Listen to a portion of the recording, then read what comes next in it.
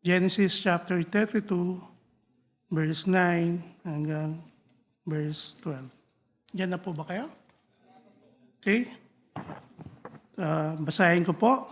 And Jacob said, O God of my father Abraham and God of my father Isaac, the Lord which saith unto me, Return unto thy country and to thy kindred, and I will deal well with thee. I am not worthy for the least of all the mercies and all the truth which thou hast showed unto thy servant, for with my staff I pass over this Jordan, and now I am become two bands. Verse 11, Deliver me, I pray thee, from the hand of my brother, from the hand of Esau, for I fear him, lest he will come and smite me. And thou sayest, I will surely do thee good and make thee seed as the sand of the sea, which cannot be numbered for multitude. Tayo po'y manalangin. Dakilang Diyos, salamat po sa pagkakataon na ito na binigay niyo po sa akin. Makapagayag at maibagi ang ipong salita. Dalangin ko po na sa maikling panahon na binigay niyo po ay matutunan po namin ang mga bagay na makikita po namin sa buhay ni Jacob. Salamat po sa pagpapala at sa inyo pong pangungusap sa aming mga buhay. Salamat din po sa privilege na dumulog sa inyo sa panalangin. Sa pangalan po ni Kristo, Amen. Tayo po'y magsiyo po. Again, unang-una po, ako po'y nagpapasalamat sa ating Panginoon for giving me the opportunity to stand in this desk.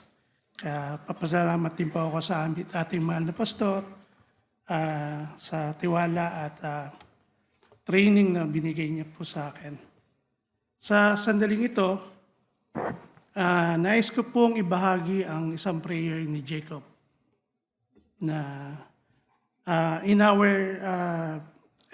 SOS lesson 2 weeks ago about the sovereign grace of God, Jacob and Esau were made example to illustrate God's sovereignty. Before their birth, God already declared in His will that He favored Jacob and hated Esau. God's action was not based on their future decision or worthiness, but was based on His own purpose and plan for redemption. In chapter 25 of Genesis, verse 29 to 34, makita po natin dito yung kawalang kahalagahan ni Esau sa mga bagay spiritual. Dito makita po natin, Esau, because of his physical desire and need, he disregarded and made no value his position and right by selling his birthright to Jacob. This shows his lack of value for spiritual blessing or promises of the covenant.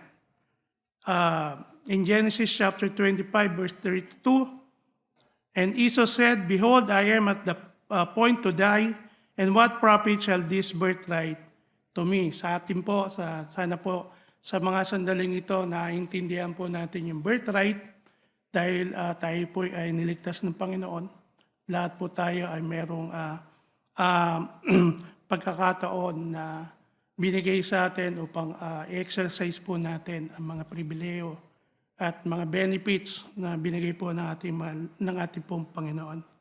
In Genesis 27, verse 34, and sa kanya pong action na yan, hindi niya rin po alam kung ano po yung consequence ng kanya pong ginawa. Sa kanya po, physical po yung pangangailangan niya. Hindi niya po naintindihan yung malaking blessing na mawawala sa kanya. Sa verse 34 ng Genesis chapter 27, And when Esau heard the words of his father, he cried with a great and exceeding bitter cry, and said unto his father, Bless me, even me also, O my father. Ito po yung pagkatapos po na ibigay po ni Isaac yung blessing po kay Jacob. Diba po? Na kahit ano pong gawin niya, kahit ano pong panalangin niya, kahit ano pong pleading na gawin niya sa kanyang ama, ay hindi na niya po matatanggap ang blessing. Sana po sa ating pong kalagitnaan, tayo po'y nananalangin, sana po maintindihan din po natin yung ating pong mga privileges sa pananalangin po. At sa buhay naman po ni Jacob, makita po natin, he is favored by his mother, mama's boy. Kumbaga, mahal na mahal siya ng kanyang anak, ng kanyang nanay, and had a heart that valued spiritual blessing and the covenant promises, secured the blessing from Isaac on a deceitful manner. So, in Genesis 27:19, and Jacob said unto his father, I am Esau, thy firstborn, I have done according as thou badest me. Arise, I pray thee, sit and eat of my venison, that thy soup may bless me, thy soul may bless me. Di ba? Kasi itong panahon na ito, malapit na po yung kamatayan ni Isaac. Nagbigay po siya ng instruction kay Esau para pagkatapos po na magbigay po siya ng blessing. But again, Jacob desired the blessing from his father, at alam niya po na yung blessing na yun ay nakaalaan po sa panganay. Ano po? At yung nanay din niya, narinig niya po yung panalangin o layunin ng kanyang ama, ng kanyang asawa sa kay Esau, at binigyan niya po ng instruction si Jacob. And sa verse 22, and Jacob went near unto Isaac his father, and he felt him, and said, the voice is Jacob's voice, but the hand are the hands of Esau. Si Isaac po, tanda na, hindi na masyado nakakarinig, hindi na rin po masyado nakakakita. Nais niya po na yung blessing niya ay maibigay po sa tamang tao. Makita po natin dito na yung paggawa ng Panginoon, yung sovereignty ng Panginoon sa buhay ng mga tao na involved sa istoryang ito. And he said, art thou my son, my very son Esau? And he said, and Jacob said, I am. So dito talagang willful yung kanyang deceitfulness, di ba? Hindi naman siya yung yung parang napipilitan lang. He wanted the blessing. Then in verse 29, binigay ng Panginoon verse 28 and 29, binigay po ni Isaac yung kanyang blessing. Therefore God give thee of the dew of heaven and the fatness of the earth and the plenty of corn and wine. Let people serve thee, and nation bow down to thee. Be Lord over thy brethren, and let thy mother's son bow down to thee. Cursed be everyone that curseth thee, and blessed be that blesseth thee. Even though Jacob used deception to secure the blessing, this story shows God's purpose ultimately prevail through both the faithful and the flawed action of the individual involved, kay Esau, kay Isaac, and kay Jacob. God used even the deceit of people to accomplish His purposes. We also know that sin, though allowed by God, will reap judgment and consequences in our life. After receiving Isaac's blessing, Jacob reaped the anger and wrath of his brother Esau, even purposing to kill him. Jacob fled to Haran to his uncle Laban in fear of his brother Esau. Jacob's life with Laban was marked by years of deception and manipulation. He worked for 20 years in Padan Aram to earn the hand of his cousin, Rachel. So umalis po siya, pinalis po siya ng kanyang magulang para po maiwasan yung, yung galit po ng kanyang kapatid. But in Genesis 28 to 31, makikita po natin ang pagpapala at ang paggawa po ng Panginoon sa buhay ni Jacob. Makikita po natin dito na kahit po sa mata ng tao, di ba po, hindi tama ang mga nangyayari. But the sovereign will of God will prevail because it is His will. We can witness how God's work in wonderful way in order to fulfill His will in the life of Jacob. In Genesis 28 verse 13, makita po natin dito, and behold, the Lord stood above it and said, dito po sa tagpong ito, nagpakita po at nagpakilala yung Diyos na magpapala sa kanya. Yung Diyos na tinuturing o binibigyan ng yung subject na magbibigay po ng pagpapala kay Jacob na binigay ni Isaac. So nagpakilala ang Panginoon kay Jacob. Di ba po? I am the Lord God of Abraham thy father, and the God of Isaac, the land whereon thou liest, to thee will I give it, and to thy seed. And thy seed shall be as the dust of the earth, and thou shalt spread abroad to the west, and to the east, and to the north, and to the south. And in thee and in thy seed shall all the families of the earth be blessed. Dito po makita po natin yung fulfillment o yung renewal ng covenant ng Panginoon kay Abraham na binigay kay Isaac at binigay po kay Jacob. And behold, I am with thee and will keep thee in all places whither thou goest, and will bring thee again into this land, for I will not leave thee until I have done that which I have spoken thee. Hindi lang po pagpapala ang binigay ng Panginoon, kundi proteksyon kay Jacob. And in verse 16, makita po natin dito, and Jacob awake out of his sleep, and he said, surely the Lord is in this place, and I knew it not. Di ba po? Dito makita po natin, hindi aware si Jacob sa presensya ng Panginoon. For a believer, sin and disobedience to God will make us unaware of His presence in our life. We disregard God's instruction and command. Our prayers will not be answered by God. We separated ourselves from God. So yan po yung kalagayan ng isang mananampalataya na wala po sa will ng Panginoon at nabubuhay po sa kasalanan.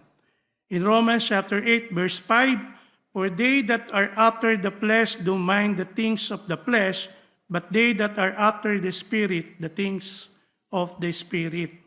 We can easily feel the presence of the Lord and act with humility in prayer if we are always in the will of God sa buhay po natin. Sa Genesis 28:17, ano po yung ginawa ni Jacob? And he was afraid and said, how dreadful is this place! This is none other but the house of God, and this is the gate of heaven. Sa ating pong kalagitnaan, sana po, sa ating pong pagpunta po sa ating pong eklesiya, lagi po tayo may gantong attitude. Diba? Dahil alam po natin that we are meeting God, the most powerful and the most holy, na ang tatagpuin po natin dito. At hindi po tayo pumupunta rito para po kung anumang bagay, kundi para po magbigay ng papuri at pasasalamat sa ating Panginoon. In verse 18, and Jacob rose up early in the morning and took the stone that he had put for his pillow and set it up for a pillar and pour oil upon the top of it. So kung kilala po natin ang ating pong Panginoon, ang ating pong tinatagpo sa bahay, sa kanya pong eklesiya, tayo po ay magiging aware sa ating pong action at ating pong ginagawa sa lugar na ito. Diba? Dapat po tayo po ay laging ready na mag-worship at mag-praise sa kanyang pangalan. Then, knowing God, he make a vow to honor God and thanking Him for all the blessing he received from Him. Lahat po ng binanggit ng Panginoon, lahat po ng pagpapala, ay naiintindihan niya po. Then he make a vow in verse 22, for this stone which I have set for a pillar shall be God's house, and of all that thou shalt give me, I will surely give the tenth unto it. Hindi ko po alam. I think this is the isa pong verse na pwede pong nating i-relate po sa tithing. Although sa panahon po ni Jacob, ni Abraham, nagbigay na rin po ng tithe si Abraham. But this one, it is a personal commitment, personal prayer and commitment to God to give back the tenth of everything that he going to receive from God. Then in Genesis 29 to 30, makikita po natin dito kung ano po yung mga nangyari kay Jacob.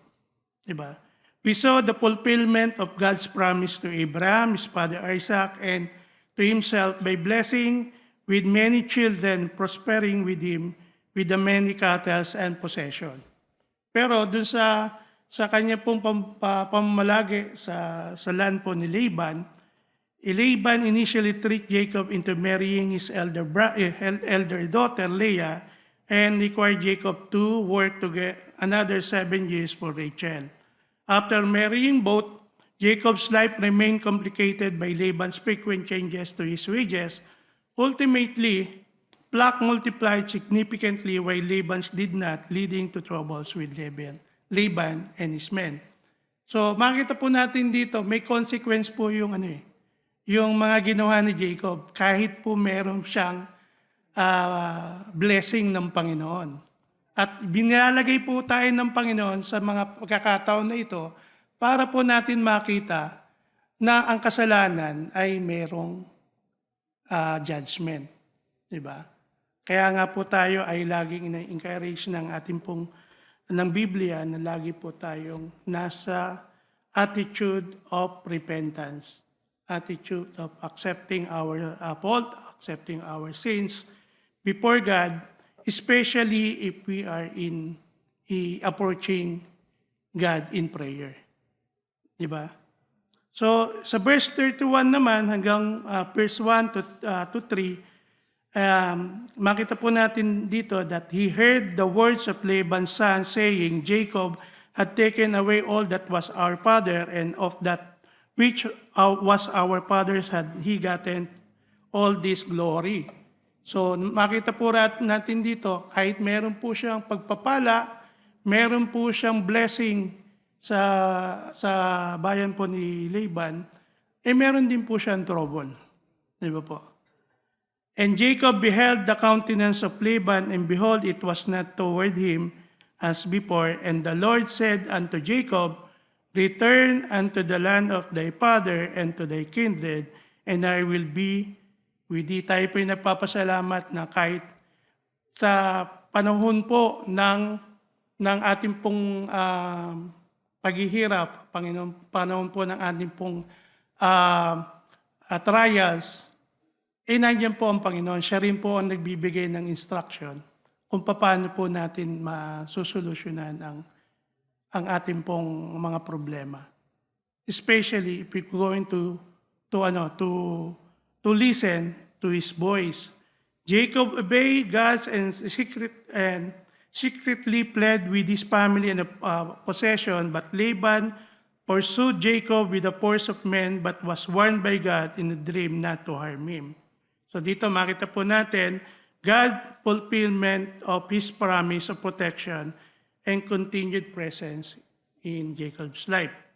We praise God for the life of Jacob and how God manifests His goodness and protection in his life. With all the trials and hardship, God blessed Jacob. We learn through his life that God will always be with him and will always come to his need, especially if we will pray and ask for His blessing. Today, we have the privilege of praying to God. We have done the act of prayer. Nanalangin po tayo, di ba? But tonight, I will like to share to you what is the act in prayer, in the prayer of Jacob. Sa mga matagal na po rito, alam po natin yung acts. Di ba po?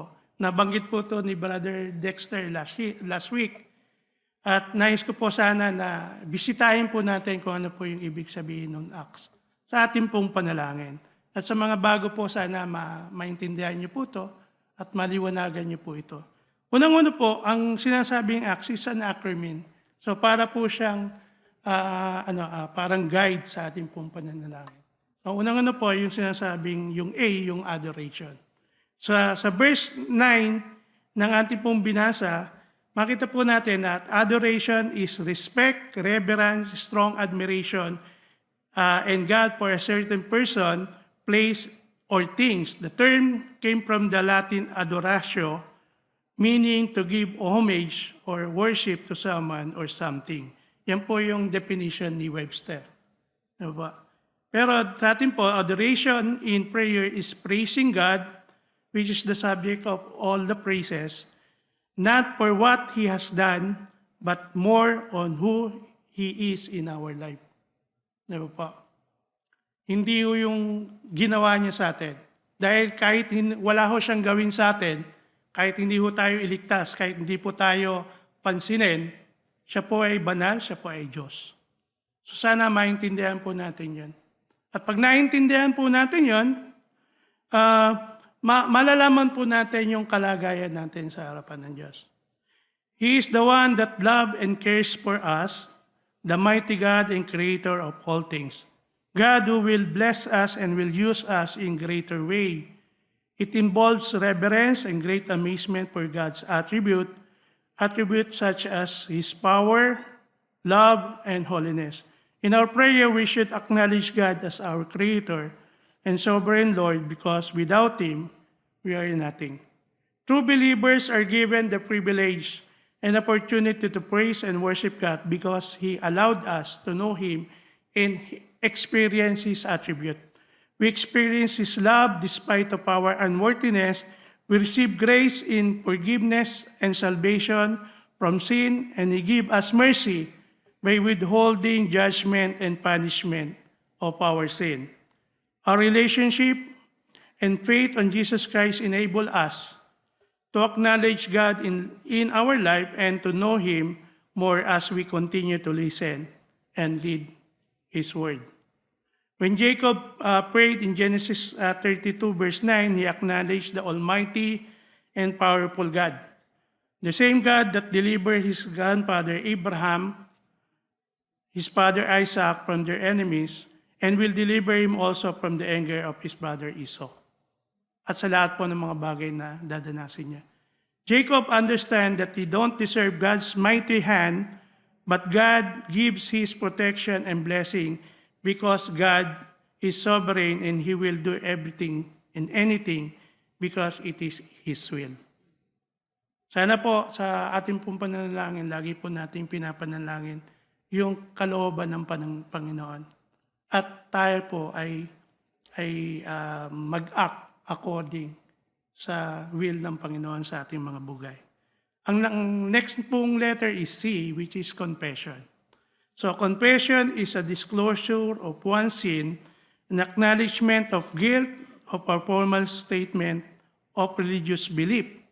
Kay Webster din po yan. So in the Bible, confession is the acknowledgement of our sin before God.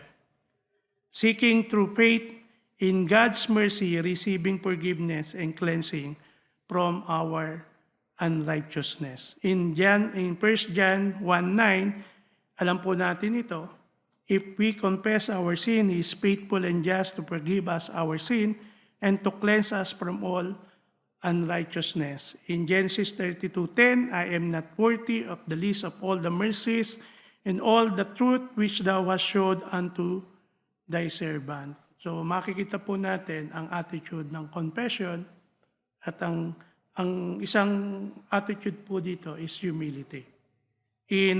True confession of genuine acknowledgement of our sin before God requires repentance, which is a change of mind and heart that leads to turning away from sin and towards God.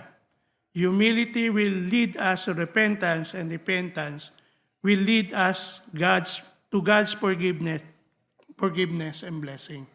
In James chapter 4, verse 10, humble yourself in the sight of the Lord, and He shall lift you up. In 1 Peter chapter 5, verse 6, humble yourself under the mighty hand of God, that He may exalt you in due time. So sana po sa ating pananalangin, lagi po nating observe ang attitude of compassion and humility. Ang letter T po is thanksgiving. Thanksgiving to God is an act of expressing gratitude and praise to God for His blessing, love, and faithfulness. It involves expressing thanks through prayer, worship, and living a life of obedience to His will. This can be done by acknowledging God's goodness, offering sacrifices of praise, giving thanks in all circumstances, and using your action and words to give Him glory. Di ba po? Sa 1 Thessalonians 5:18, in everything give thanks, for this is the will of God in Christ Jesus concerning you.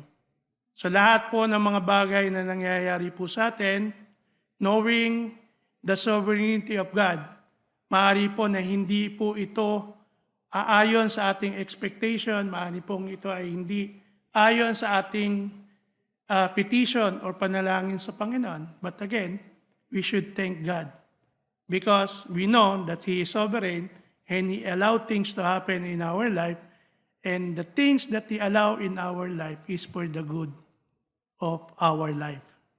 Diba po? Kahit po yung mga ginawang kamalian ni Jacob, inalaw po ng Panginoon.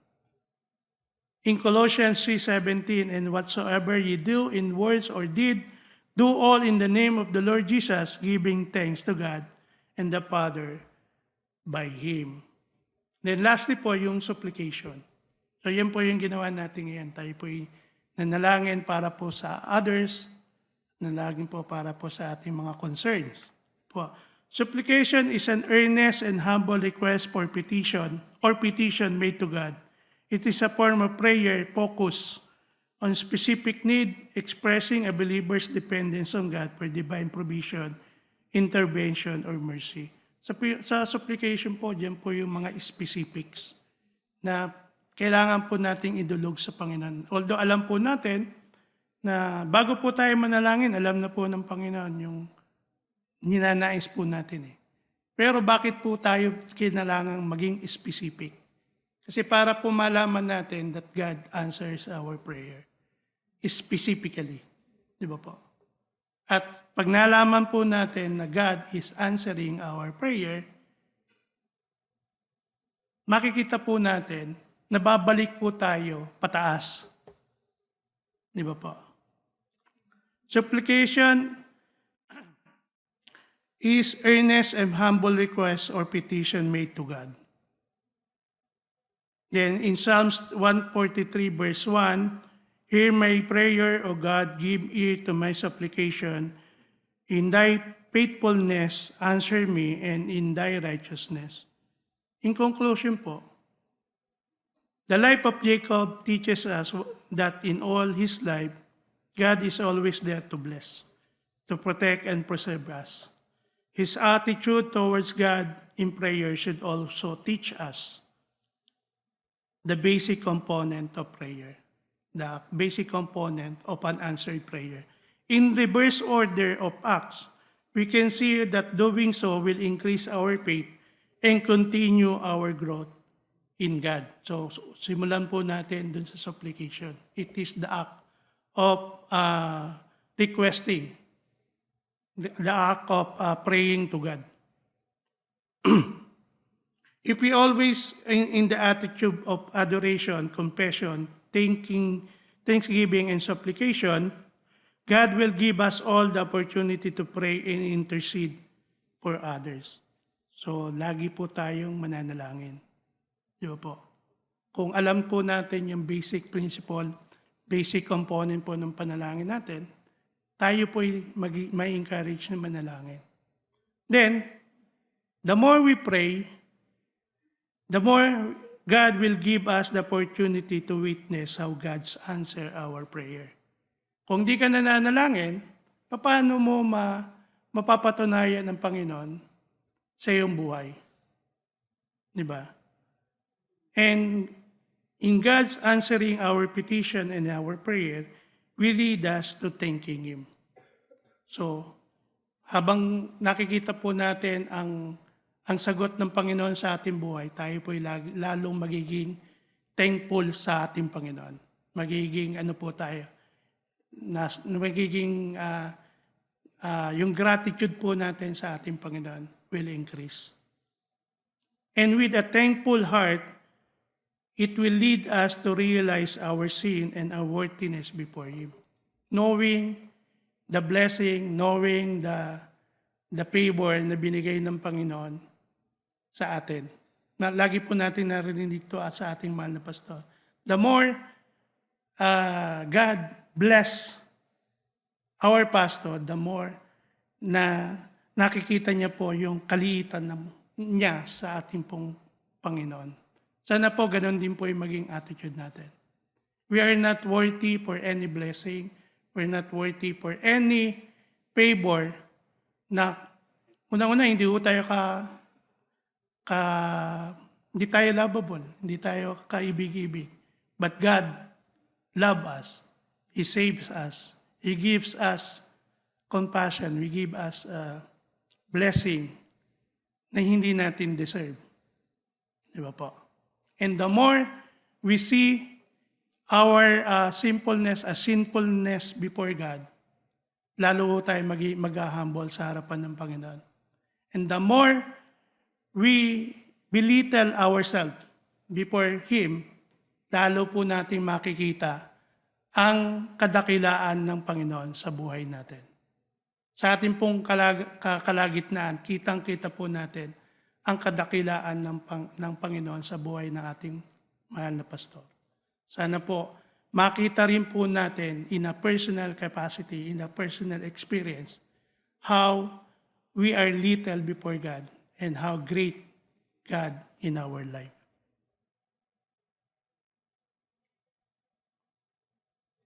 With a thankful heart will always lead us to realize our sin and unworthiness before Him, which lead us to acknowledging God's sovereignty and power over us. Sana po may natutunan po tayo at meron po tayong naging pagpapala po yung maikling. Salamat po.